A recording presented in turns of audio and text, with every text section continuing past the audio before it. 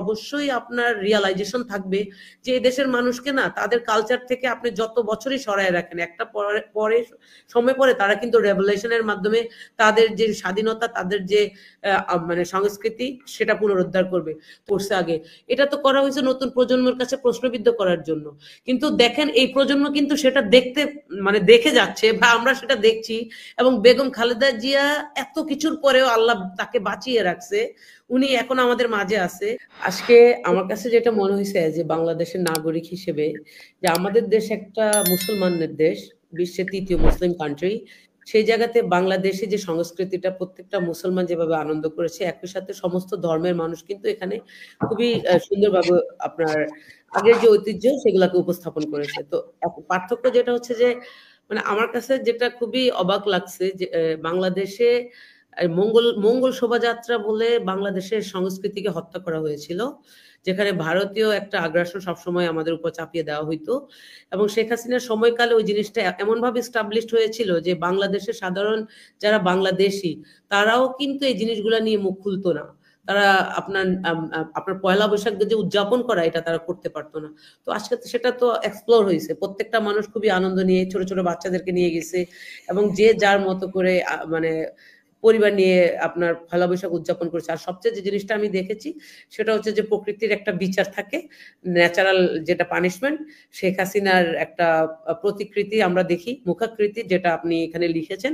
ওই আনন্দ শোভাযাত্রায় আমরা সেটা দেখেছি যে মানুষ ওইটা নিয়ে বিভিন্ন সমালোচনা করছে, সেটা সোশ্যাল মিডিয়াতে করছে, পাবলিক মানে কথা বলতেছে জিনিসগুলো নিয়ে। তো আপনার মনে আছে কিনা জানি না, আপনার আমাদের নেত্রী বেগম খালেদা জিয়াকে নিয়ে এরা কটাক্ষ করেছিল, তাকে তার একটা মূর্তি বানিয়েছিল, যেটা বাংলাদেশের একজন 3বারের প্রধানমন্ত্রীকে অসম্মান করা হয়েছিল। এটা তখনকার যারা দেশ চালিয়েছিল তাদের গণতান্ত্রিকভাবে তাদের উচিত ছিল এই জিনিসগুলো থেকে বিরত থাকা, এবং মিথ্যা প্রপাগন্ডা করা হয়েছিল। তো আল্লাহ তো সেটা দেখাইছে আমাদেরকে। মানে আমি ওইটা খুব এনজয় করতেছি যে আপনি বাংলাদেশের মানুষের ভোটের অধিকার তো নিলেন, সাংস্কৃতিক যে একটা ফ্রিডম অফ কালচার, মানুষের যে করার যে স্বাধীনতা, সেটাও নিলেন। শেষ পর্যন্ত বাংলাদেশে যারা লিডারশিপ বিল্ড আপ করেছে, বা বাংলাদেশের স্বাধীনতা যুদ্ধ থেকে শুরু করে গণতন্ত্র পুনরুদ্ধারে বারবার যে নেত্রী মানে দেশের মানুষের পাশে ছিল, সেই আপসীর নেত্রীকে নিয়ে যে অবিচারটা করেছেন, আল্লাহ সেটা মানুষকে দেখাইছে। এটা হচ্ছে আমার অনুভূতি। আরেকটা জিনিস আমি অ্যাড করব, যে শুধুমাত্র ঢাকা শহর না, আপনার ঢাকার বাহিরে প্রত্যেকটা জেলাতে মানুষ কিন্তু এই আনন্দ শোভাযাত্রা হিসেবে এটাকে উদযাপন করেছে। তো যাই হোক, আজকে চারুকলার যারা এই জিনিসগুলোকে আয়োজন করে, তাদের ভিতরে অবশ্যই আপনার রিয়ালাইজেশন থাকবে যে এই দেশের মানুষকে না তাদের কালচার থেকে আপনি যত বছরই সরায় রাখেন, একটা পরে সময় পরে তারা কিন্তু রেভলিউশনের মাধ্যমে তাদের যে স্বাধীনতা, তাদের যে মানে সংস্কৃতি, সেটা পুনরুদ্ধার করবে। তো এখন আর বাংলাদেশে আপনার ওই ভারতীয় আগ্রাসন দিয়ে বাংলাদেশের মানুষকে বা আমাদের নতুন প্রজন্মকে আর আপনি আসলে কি বলে এটাকে শোষণ করতে পারবেন না। বাংলাদেশের মানুষ কিন্তু আজকে ভারতীয় আগ্রাসনের বিরুদ্ধে দাঁড়াইছে। তো ওই জায়গাতে প্রত্যেকটা রাজনৈতিক দলকে এবং যারা কালচারাল বিষয়গুলোকে ফলো আপ দেয়, তাদের উচিত এই যে বাংলাদেশের মানুষের আজকে যে জেগে ওঠা আনন্দ শোভাযাত্রা তৈরি করার যে মানে চেষ্টা, এবং সেটা বাংলাদেশি কালচারকে এস্টাবলিশ করা, এই জায়গাতেই যেন থাকে। এবং রাজনৈতিক দলের পরিবর্তন হওয়া বা সরকার পরিবর্তনের সাথে সাথে এগুলো যেন কোনোভাবে আমাদের দেশের মানুষকে বা আমাদের প্রজন্মকে, আমাদের বাচ্চাদেরকে ক্ষতিগ্রস্ত না করে, সেটাই আমরা মনে করি। ধন্যবাদ হাসিনা আপা। আপনি যে বলছেন যে প্রকৃতির একটা শিক্ষা আছে, বা প্রকৃতির একটা মানে কি বলবো, প্রকৃতির একটা বিচার আছে। তো এই বিচারে আজকে হাসিনাকে নিয়ে এই ধরনের করা হয়েছে, বা ওনার যে ইয়েটা আমরা দেখলাম, মুখাকৃতি দেখলাম, এবং সেটা একটা ক্ষোভের বহিঃপ্রকাশ। কিন্তু এই জিনিসটা যে অতি ভবিষ্যতে অন্য কারো ক্ষেত্রে আবারও হবে না, খালেদা জিয়ার ক্ষেত্রে যেমন হয়েছে, আবার এই জিনিসটা যদি আরো অন্যদের ক্ষেত্রে হয়, সেই ক্ষোভের জায়গাটা তৈরি হয়। আপু, খালেদা জিয়া আর শেখ হাসিনা দুইজন দুই জায়গায়। আপনি খালেদা জিয়ার গণতন্ত্র প্রতিষ্ঠা করা আপসী নেত্রী, এই জায়গাতে শেখ হাসিনার সাথে মিলাইলে চলবে না।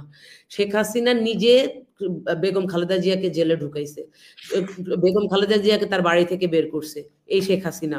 ঠিক আছে, শেখ হাসিনা তারেক রহমান সাহেবকে বাংলাদেশ থেকে দেশান্তর করেছে। শেখ হাসিনা বাংলাদেশে আয়নাঘর তৈরি করছে।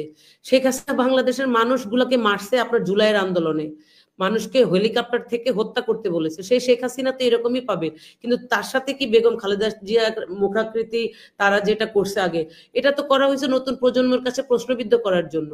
কিন্তু দেখেন এই প্রজন্ম কিন্তু সেটা দেখতে মানে দেখে যাচ্ছে, বা আমরা সেটা দেখছি। এবং বেগম খালেদা জিয়া এত কিছুর পরেও আল্লাহ তাকে বাঁচিয়ে রাখছে, উনি এখন আমাদের মাঝে আছে। শেখ হাসিনা তো এগুলো দেখে জ্বলছে এখন। তো এটাই বলবো যে হ্যাঁ, ন্যাচারাল পানিশমেন্ট শেখ হাসিনার জন্য হয়েছে, বেগম খালেদা জিয়ার জন্য সেটা হয়েছে যে তার বিরুদ্ধে ষড়যন্ত্র করা হয়েছে, সেটা তো আজকে প্রজন্ম দেখলো। আপনি দেখেন দুইটা প্রজন্মকে ভোট থেকে আপনার বিতাড়িত করা হয়েছিল। আপনার 2009 সাল থেকে 2024 সাল আমাদের ছেলেমেয়েরা কিন্তু ভোট দিতে পারে নাই। তাদেরকে তো শেখ মুজিব এবং স্বাধীনতার চেতনা আপনার বড়ি বানায় খাওয়াইছে, পাঠ্যপুস্তকে বাধ্যতামূলক করা হয়েছিল শেখ মুজিব পড়তে হবে। কিন্তু সেই প্রজন্মেই তো শেখ হাসিনাকে আপনার এই যে তার ভাস্কর্যের মধ্যে আমরা দেখছি যে কিভাবে ছেলেমেয়েরা কি বলে আপনাকে পেশাব করে দিচ্ছে, যেটা বাংলা ভাষায়। তো একটা দেশের প্রধানমন্ত্রী বা তার বাবার ঐতিহ্য, তার বাবার রাজনীতি কতটা প্রশ্নবিদ্ধ করার পর তার ভাস্কর্য দড়ি দিয়ে টেনে টুনে মানুষ নামায়, এবং সেখানে এই প্রজন্মের ছেলেমেয়েরা আপনার পেশাব করে দেয়। তারাই তো বানাইছে মূর্তি। মূর্তি কি মানে 60 বছরের নেতারা বানাইছে? যারা প্রবীণ তারা তো বানায় নাই। এই যে শেখ হাসিনার মুখাকৃতি কারা করছে? চারুকলার এই প্রজন্মের ছেলে মেয়েরা করছে। আপনি ফেসবুকে বিভিন্ন ছবি দেখেন, তাহলে তারা এটাই আমি বলবো যে এই প্রজন্মকে যেমন আপনার জাতীয়তাবাদী আদর্শ থেকে দূরে রাখার চেষ্টা করছে সমস্ত ষড়যন্ত্রকারী রাজনৈতিক দল মিলে, সেই জায়গাতে এখন বাংলাদেশি জাতীয়তাবাদ বাংলাদেশের মানুষ ওন করে। এবং এটাই আমি বলবো যেটা হচ্ছে ন্যাচারাল পানিশমেন্ট শেখ হাসিনার জন্য। অসংখ্য ধন্যবাদ মুন্নি।